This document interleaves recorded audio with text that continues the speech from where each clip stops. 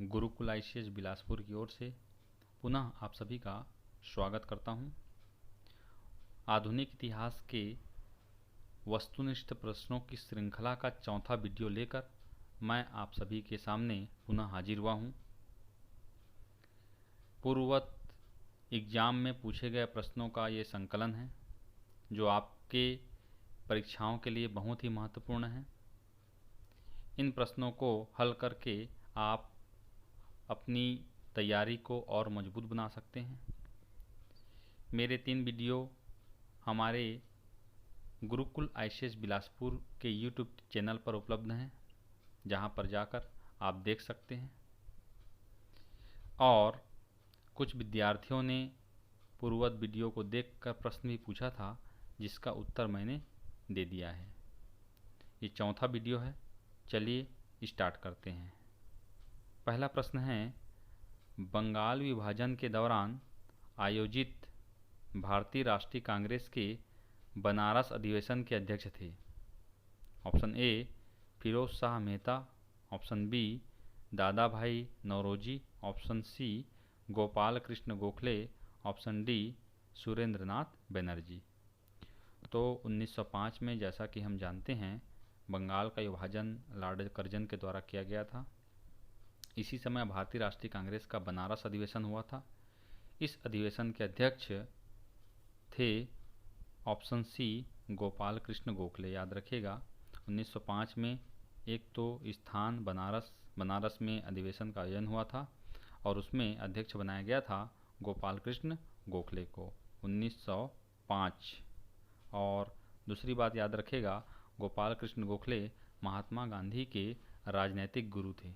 इन्होंने स्वशासन की मांग की थी और इसके अलावा इन्होंने एक पुस्तक लिखी थी जिसका नाम था सर्वेंट ऑफ इंडिया सोसाइटी। चलिए अगला प्रश्न।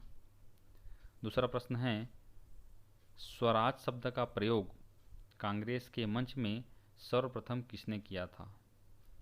मैंने बताया 1905 में स्वशासन की मांग की गई थी गोपाल कृष्ण गोखले के द्वारा बनारस अधिवेशन में, और ये पूछा गया है स्वराज।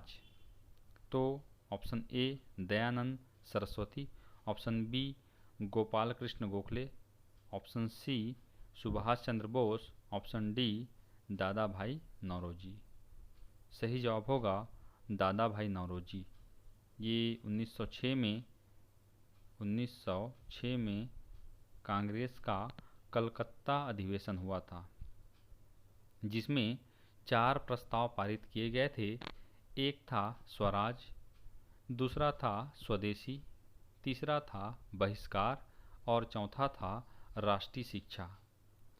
तो स्वराज, जिसे सेल्फ गवर्नेंस कहा जाता है, इसकी मांग 1906 में दादा भाई नौरोजी के द्वारा की गई थी। कालांतर 1916 में बाल गंगाधर तिलक ने भी कहा था कि स्वराज मेरा जन्मसिद्ध अधिकार है और इसे मैं लेकर रहूँगा। स्वराज के बाद एक प्रस्ताव जो था स्वदेशी, जिस पर वर्तमान में आदरणीय नरेंद्र मोदी ने भी सभी भारतीयों को ये कहा है कि स्वदेशी अपनाइए और इससे भारत की एकता को बल मिलेगा, भारत को बल मिलेगा। तो बहुत महत्वपूर्ण है, याद रखिएगा। चलिए अगला प्रश्न, प्रश्न क्रमांक 3।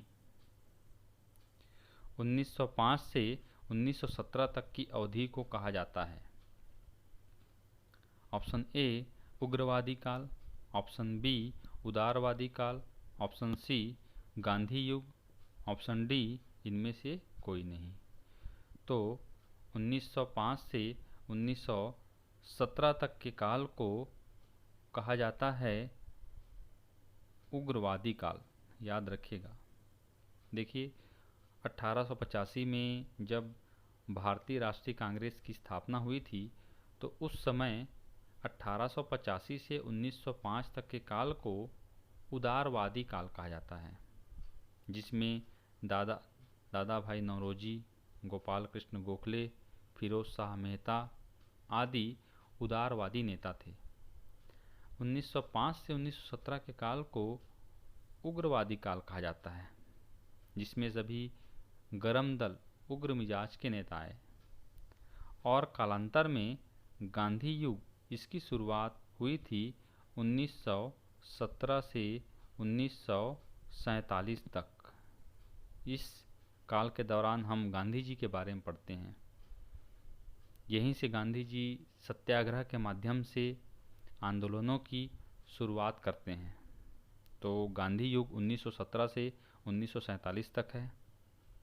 उग्रवादी काल 1905 से 1917 के बीच में, याद रखिएगा। चलिए अगला प्रश्न करते हैं। प्रश्न क्रमांक 4, भारत में उग्र राष्ट्रीयता के जन्मदाता थे। तो option A Lala Lajpat Rai, option B Bal Gangadhar Tilak, option C Bipin Chandra Pal, option D Aurobindo Ghosh.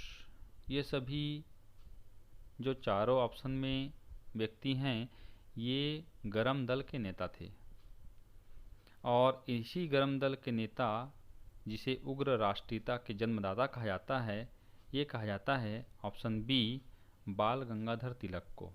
याद रखिएगा, बाल गंगाधर तिलक को भारत में उग्र राष्ट्रीयता के जन्मदाता कहा जाता है। क्यों कहा जाता है? क्योंकि इन्होंने बंगाल विभाजन के बाद उग्रवादियों को जन्म दिया था और ये जिस प्रकार से महाराष्ट्र में शिवाजी को राष्ट्रवाद का प्रतीक माना जाता है, उसी प्रतीक को इन्होंने स्वीकार किया था और उसी को इन्होंने प्रस्तुत किया था। तो उग्र राष्ट्रीयता के जन्मदाता बाल गंगाधर तिलक थे, याद रखिएगा। इनको एक उपाधि भी दी गई थी जिसे लोकमान्य कहा जाता है, तो इसीलिए लोकमान्य बाल गंगाधर तिलक भी इनका नाम लिया जाता है।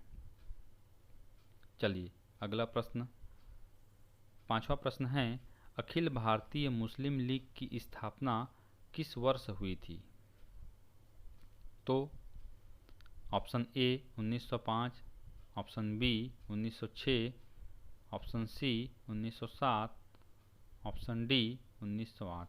जैसा कि आप जानते हैं 1905 में बंगाल विभाजन ब्रिटिश सरकार के द्वारा किया गया था और इस विभाजन के माध्यम से आपका हिंदुओं और मुस्लिमों के बीच में जो यूनिटी थी, एकता थी, उसको विभाजित करने का प्रयास किया गया था।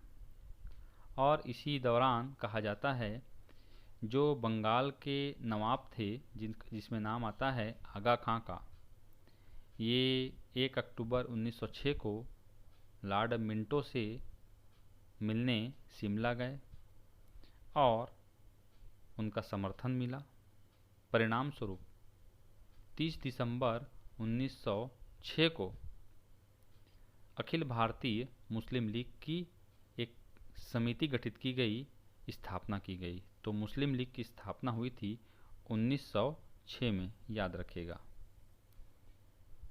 बंगाल के नवाब के द्वारा इसका प्रयास किया गया था। चलिए अगला प्रश्न क्रमांक 6, मुस्लिम लीग की स्थापना निम्न में से किसने की थी?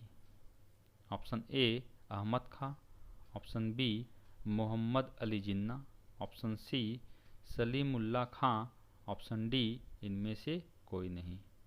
तो विचार था मुस्लिम लीग की स्थापना करने का बंगाल के नवाब आगा खां का, लेकिन इसकी स्थापना कहा जाता है आगा खां के नेतृत्व में ऑप्शन सी सलीमुल्लाह खां ने की थी 1906 में। अखिल भारतीय मुस्लिम लीग या मुस्लिम लीग दोनों का मतलब एक ही है। इसका केंद्र बनाया गया था ढाका, जो बांग्लादेश के अंतर्गत आता है, जो पूर्व में पूर्वी पाकिस्तान का हिस्सा था। ये सभी बहुत ही महत्वपूर्ण बातें हैं, इनको याद रखिएगा। चलिए अगला प्रश्न लगाते हैं। प्रश्न 7वां, मुस्लिम लीग ने ब्रिटिशों के समक्ष पृथक निर्वाचन मंडल की मांग किस अधिवेशन में की थी? तो जैसे कि हम जानते हैं कि भारतीय राष्ट्रीय कांग्रेस के जैसे सालाना अधिवेशन होते थे, वैसे ही मुस्लिम लीग की जब स्थापना हुई थी तो उसके भी अलग अलग वर्ष में अधिवेशन होते थे, और उन्हीं अधिवेशन में एक अधिवेशन ऐसा है जिसमें वे ब्रिटिशों के समक्ष पृथक निर्वाचन मंडल की मांग की थी। तो देखते हैं। ऑप्शन ए कराची अधिवेशन, ऑप्शन बी अमृतसर अधिवेशन, ऑप्शन सी लखनऊ अधिवेशन, ऑप्शन डी ढाका अधिवेशन। तो याद रखिएगा ऑप्शन बी अमृतसर अधिवेशन, जो हुआ था 1908 में। 1908 में मुस्लिम लीग का अमृतसर अधिवेशन हुआ था, और इसी अधिवेशन में ब्रिटिश सरकार के समक्ष ये पृथक निर्वाचक मंडल की मांग की गई थी मुस्लिम लीग के द्वारा। इस मांग की कहा जाता है इस मांग की पूर्ति की गई थी 1909 के मार्ले मिंटो सुधार के द्वारा। मार्ले मिंटो ये जो है गवर्नर जनरल थे 1905 के बाद से, तो इसी मार्ले मिंटो के द्वारा एक सुधार कार्यक्रम किया गया था जिसके तहत इनके मांगों की पूर्ति की गई थी। याद रखिएगा, बहुत महत्वपूर्ण है। चलिए अगला प्रश्न 8वां है, निम्न में से कौन से व्यक्ति पहले एक क्रांतिकारी थे और बाद में एक योगी व दार्शनिक बन गए? Option A Lala Lajpat Rai, option B Bal Gangadhar Tilak, option C Subhash Chandra Bose, option D Aurobindo Ghosh. ये सभी उग्रवादी या गरम दल के नेता हैं, और इसमें ऑप्शन डी नाम आता है अरविंद घोष। ये अरविंद घोष, इनको कहा जाता था महर्षि अरविंद घोष। ये पहले क्रांतिकारी नेता थे और बाद में एक योगी, एक दार्शनिक बन गए थे। इनके बारे में कहा जाता है, थोड़ा सा इनके बारे में मैं बताना चाहूँगा। इनके पिता डॉक्टर थे जिनका नाम था कृष्ण घन, और पिता ब्रिटिश सरकारों का समर्थन करते थे, और पिता के 4 संतानें जो थी वो अंग्रेज़ों के लिए सिरदर्द थी, और उसी में एक नाम आता है अरविंद घोष का, जिनका जन्म 15 अगस्त 1872 को कलकत्ता में हुआ था।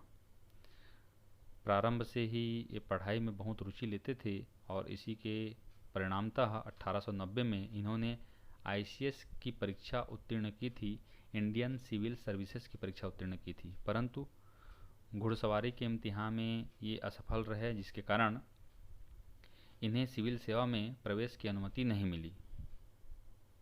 कहा जाता है इनकी क्रांतिकारी तरीकों के कारण इनको कालांतर में अलीपुर जेल में डाल दिया गया था, और यहीं से इनके जीवन में एक नया मोड़ आया।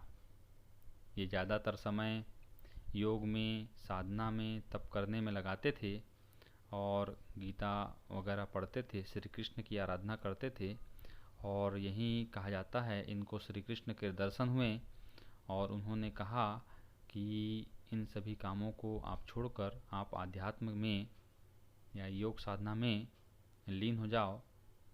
तो वहीं से इनका जीवन परिवर्तित हुआ, और एक योगी, एक दार्शनिक बन गए। इनकी कुछ महत्वपूर्ण पुस्तकें हैं, जिनमें एक नाम आता है द लाइफ डिवाइन, जिसको हिंदी में कहा जाता है दिव्य जीवन। ये बहुत ही महत्वपूर्ण पुस्तक है, याद रखेगा। इसके अलावा एक और इनकी साप्ताहिक पत्रिका है वंदे मातरम, याद रखेगा। चलिए आगे 9वां प्रश्न है, मुस्लिम लीग की स्थापना के उद्देश्य में शामिल नहीं था। जब भी नहीं था रहे उनको हाईलाइट कर दीजिए, अंडरलाइन कर लीजिए, ताकि आपको समझ में आए। ऑप्शन ए द्विराष्ट्र सिद्धांत, ऑप्शन बी पृथक पाकिस्तान, ऑप्शन सी ए और बी दोनों, ऑप्शन डी इनमें से कोई नहीं। तो मुस्लिम लीग की जब स्थापना हुई थी तो उनके उद्देश्यों में पृथक पाकिस्तान और द्विराष्ट्र सिद्धांत ये दोनों प्रारंभ में शामिल नहीं थे। तो ऑप्शन ए और ऑप्शन बी दोनों सही होगा, मतलब दोनों शामिल नहीं थे। इनका प्रारंभिक उद्देश्य था मुसलमानों के राजनीतिक अधिकारों की मांग करना। इनके अलावा जो स्वदेशी आंदोलन चलाए जा रहे थे उस आंदोलन का बहिष्कार करना। कालांतर में ये अपनी दिशा को भटक गए और द्विराष्ट्र सिद्धांत का समर्थन करने लगे। तो प्रारंभ में इनका उद्देश्य ये द्विराष्ट्र सिद्धांत या पृथक पाकिस्तान ये सब नहीं था, याद रखिएगा। 10वां प्रश्न, अल हिलाल समाचार पत्र किसके द्वारा प्रारंभ किया गया था? समाचार पत्रों से भिन्न प्रकार के, जैसा कि मैंने बताया था, महात्मा गांधी, पंडित जवाहरलाल नेहरू, भगत सिंह, बहुत सारे अलग अलग पुस्तक लिखे हुए हैं। तो उन्हीं पुस्तकों में एक महत्वपूर्ण पुस्तक है अल हिलाल, एक समाचार पत्र है, सॉरी। तो समाचार पत्र प्रारंभ किया था option A Mohammad Ali Jinnah, option B Abul Kalam Azad, option C Aga Khan, option D Haider Khan. तो कहा जाता है 1912 में कलकत्ता में अल हिलाल नामक समाचार पत्र प्रकाशित किया गया था अबुल कलाम आज़ाद द्वारा। याद रखिएगा, 1912 में। भाषा थी उर्दू और स्थान था कलकत्ता। इसके अलावा अबुल कलाम आज़ाद ने एक और पत्रिका लिखी थी अल बिलाग, याद रखिएगा। चलिए अगला प्रश्न, 11वां प्रश्न है, नरम दल और गरम दल का विभाजन कांग्रेस के किस अधिवेशन में हुआ? ये भी प्रश्न कई बार एग्जाम में पूछा जा चुका है और स्मार्ट स्टडी उसी को कहा जाता है जो स्मार्ट तरीके से किया जाए। जहाँ से प्रश्न पूछा जा रहा है उन पोर्शन को हमें विशेष ध्यान देना है ताकि वहाँ से प्रश्न आए तो आपका गलत ना हो। ध्यान दीजिएगा इन बातों को। ऑप्शन ए बनारस अधिवेशन, ऑप्शन बी कलकत्ता अधिवेशन, ऑप्शन सी सूरत अधिवेशन, ऑप्शन डी लाहौर अधिवेशन।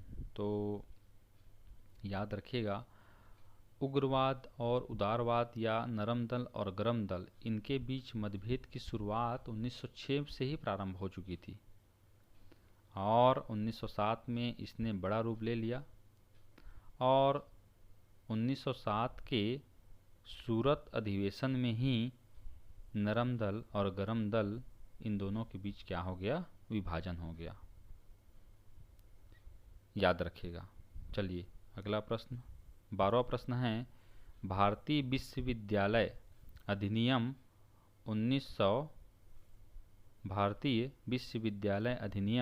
1904 किस वायसराय के कार्यकाल में पारित हुआ? Option A Lord Ripon, option B Lord Dalhousie, option C Lord Minto, option D Lord Curzon. तो सबसे पहले आपको पता होना चाहिए ये सभी गवर्नर जनरल या वायसराय के कार्यकाल। तो जैसा कि हम जानते हैं कि 1904 के दौरान कहा जाता है कि लॉर्ड कर्जन का कार्यकाल था और इसी लॉर्ड कर्जन के कार्यकाल के दौरान भारतीय विश्वविद्यालय अधिनियम 1904 ये जो है पारित किया गया था। लॉर्ड कर्जन सबसे ज़्यादा इनको पॉपुलैरिटी मिली थी बंगाल विभाजन के दौरान। कहा जाए तो इन्होंने बहुत सारे महत्वपूर्ण काम किए थे, लेकिन बंगाल विभाजन जो काम किया था उससे ये बदनाम हो गए थे। इन्होंने भारतीयों के लिए, भारत के लिए बहुत सारे महत्वपूर्ण काम किए थे, जिसमें नाम आता है 1901 में इन्होंने सिंचाई विभाग की स्थापना की थी, 1902 में पुलिस आयोग की स्थापना की थी और इसी में एक किचनर टेस्ट आता है। जिस किचनर टेस्ट के तहत पुलिस भर्ती में फिजिकल टेस्ट को अनिवार्य किया गया था, जो वर्तमान में भी लागू है। 1903 में सीआईडी पुलिस विभाग में सीआईडी विभाग की स्थापना की थी और 1904 में पुरातत्व विभाग की स्थापना की थी, जो बहुत ही महत्वपूर्ण है, कई बार एग्जाम में पूछा जा चुका है। लेकिन जैसा कि कहा जाता है कि जो है नाम वाला वही तो बदनाम है, और इसी के तहत इन्होंने एक और कलंकित काम कर दिया था 1905 में बंगाल के विभाजन को कर गए। तो बंगाल विभाजन के नाम से इनको और पॉपुलैरिटी मिल गई थी, याद रखिएगा।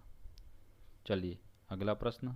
तो 1904 में भारतीय विश्वविद्यालय अधिनियम पारित किया गया था लॉर्ड कर्जन के कार्यकाल में।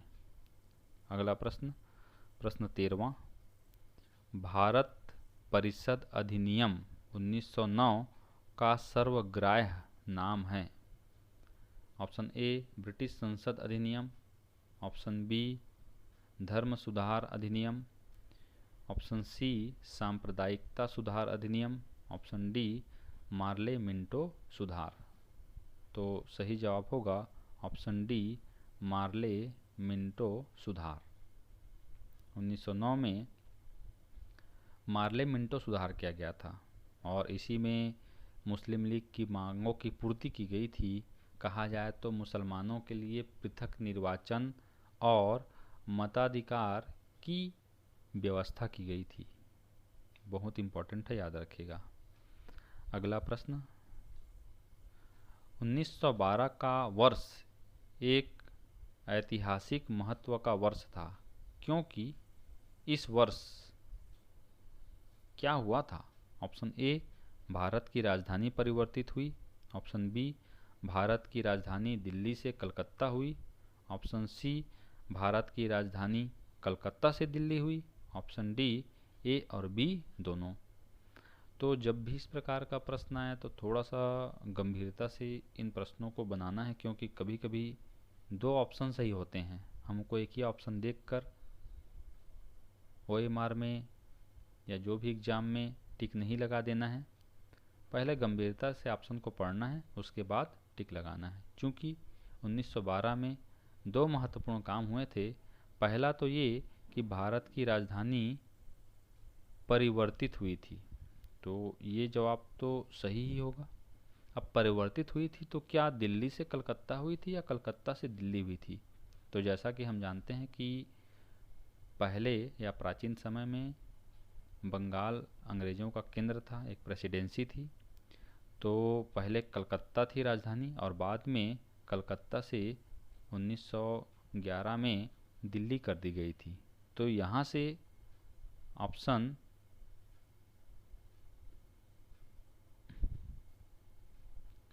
इसमें ऑप्शन मिस्टेक है। तो सही जवाब होगा ऑप्शन ए और सी।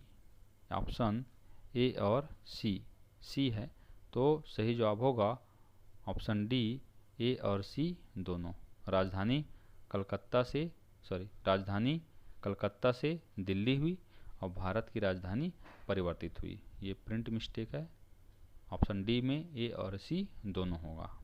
चलिए अगला प्रश्न, 15वां प्रश्न है, 1907 के सूरत अधिवेशन के दौरान भारतीय राष्ट्रीय कांग्रेस का अध्यक्ष किसे बनाया गया था।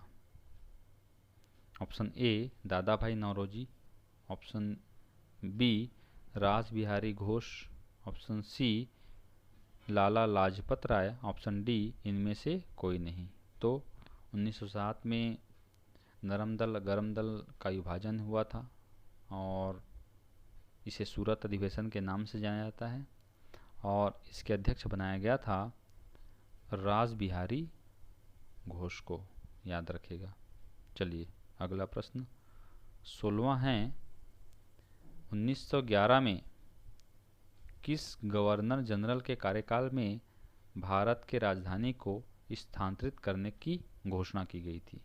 जैसा कि मैंने बताया 1911 में राजधानी को परिवर्तित किया गया था, स्थानांतरित किया गया था, कलकत्ता से दिल्ली किया गया था। तो इस समय किस गवर्नर जनरल का कार्यकाल चल रहा था, टाइम पीरियड चल रहा था? ऑप्शन ए लॉर्ड हर्डिंग प्रथम, ऑप्शन बी लॉर्ड हर्डिंग द्वितीय, option C Lord Minto, option D Montagu Chelmsford.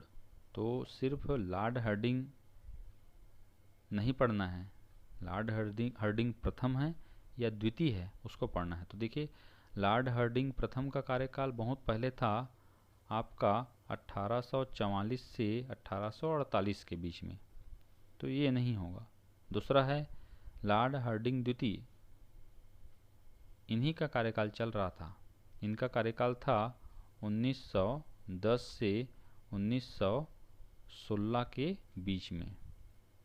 तो लॉर्ड हर्डिंग द्वितीय, इन्हीं के कार्यकाल के दौरान भारत की राजधानी को परिवर्तित किया गया था, और कहा जाता है इन्हीं के कार्यकाल के दौरान, मतलब 1910 से 1916 के बीच में ही 1911 में जो बंगाल विभाजन की घोषणा की गई थी उसे रद्द किया गया था। इन्हीं के कार्यकाल के दौरान 1914 से 1918 के बीच में प्रथम विश्व युद्ध प्रारंभ हुआ था, और इन्हीं के कार्यकाल के दौरान 1916 में ही मदन मोहन मालवीय के नेतृत्व में BHU की स्थापना की गई थी। इम्पोर्टेंट है, याद रखिएगा।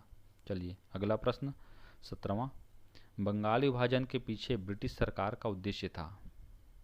ऑप्शन ए बंगाल के मुस्लिमों के हितों की रक्षा करना, ऑप्शन बी बंगाल के प्रशासनिक व्यवस्था को मजबूत बनाना या करना, ऑप्शन सी बंगाल में बढ़ते राष्ट्रवाद का दमन करना, ऑप्शन डी उपरोक्त सभी।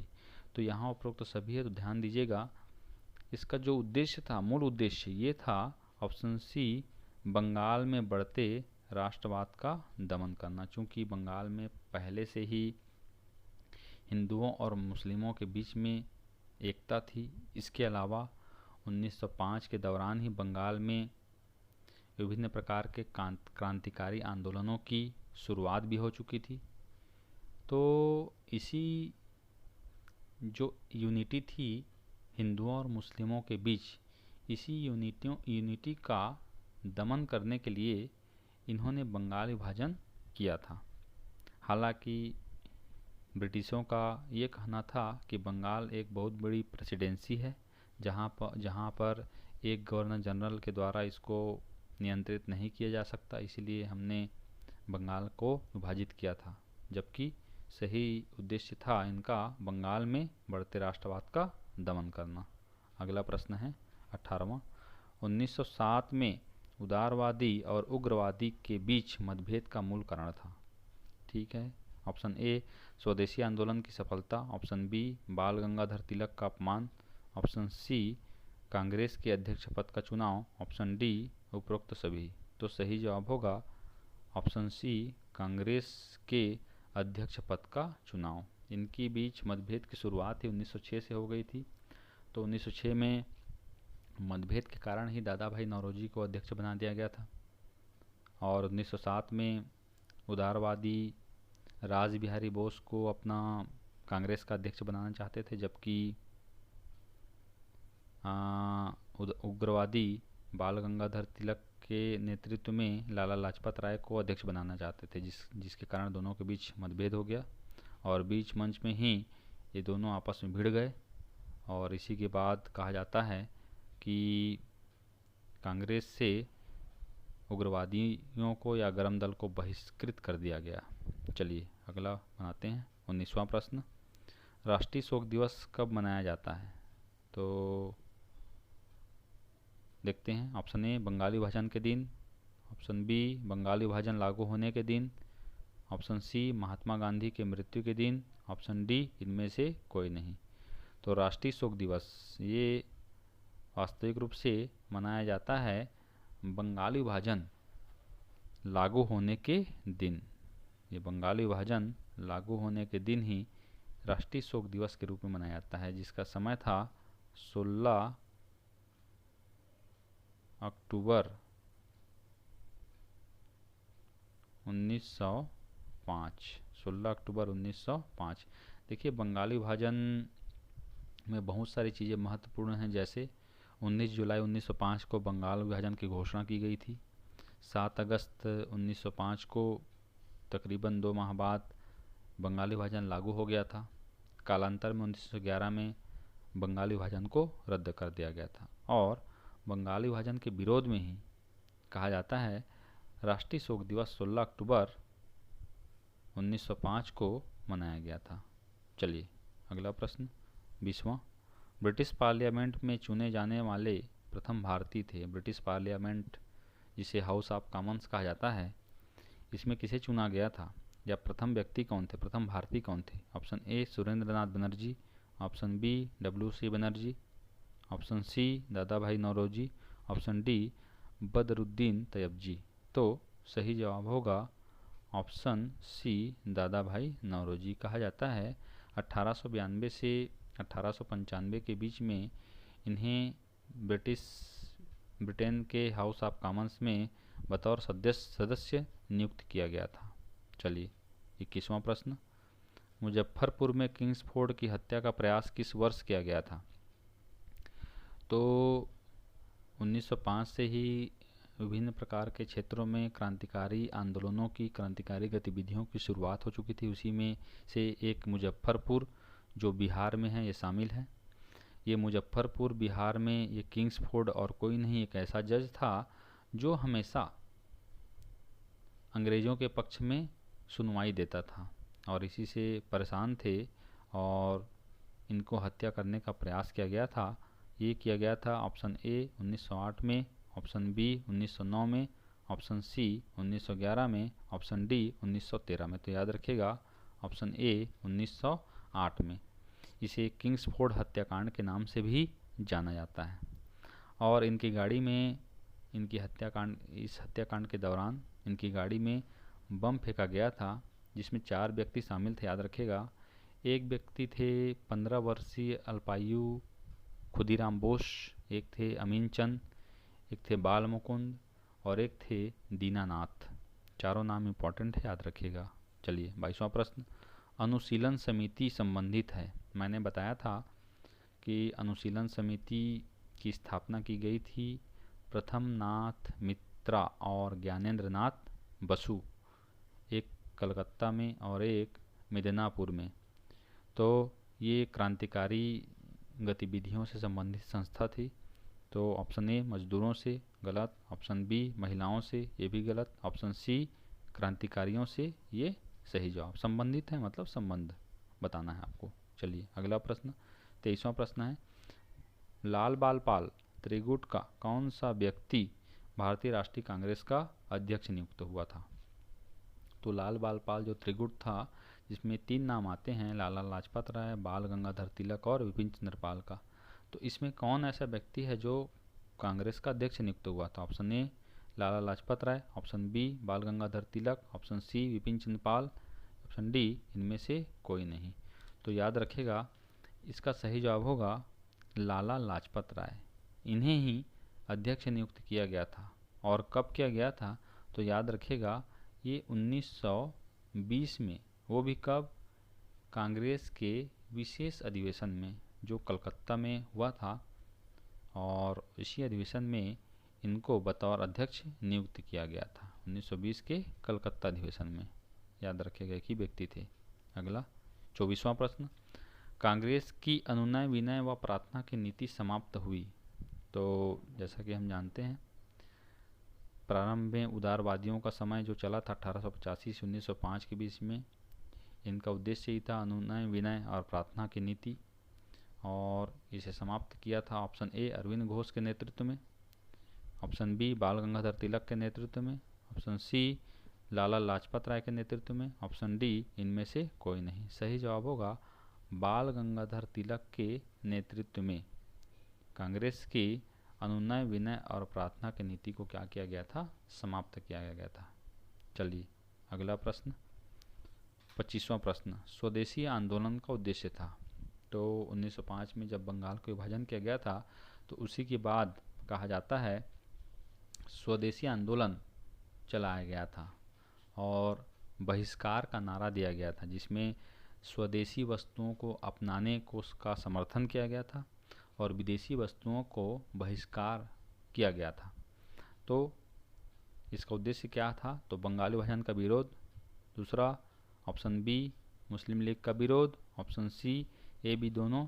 ऑप्शन डी इनमें से कोई नहीं। तो सही जवाब होगा बंगाल विभाजन का विरोध। बंगाल विभाजन के विरोध में ही स्वदेशी आंदोलन चलाया गया था और बहिष्कार का नारा दिया गया था, जिसे बाईकाट कहा जाता है। तो इस प्रकार से ये 25 प्रश्नों का संकलन चौथे वीडियो के माध्यम से मैं आप लोगों के बीच लेकर हाजिर हुआ था। इसी प्रकार से मेरी अगली वीडियो भी जल्द से जल्द आएगी। आप सभी से अनुरोध है कि आपको अच्छा लगे तो ज़रूर कुछ लाइक कीजिएगा, अच्छा लगे तो कमेंट्स कीजिएगा, सब्सक्राइब कीजिएगा। मिलते हैं अगले वीडियो के साथ, तब तक के लिए बाय बाय, धन्यवाद।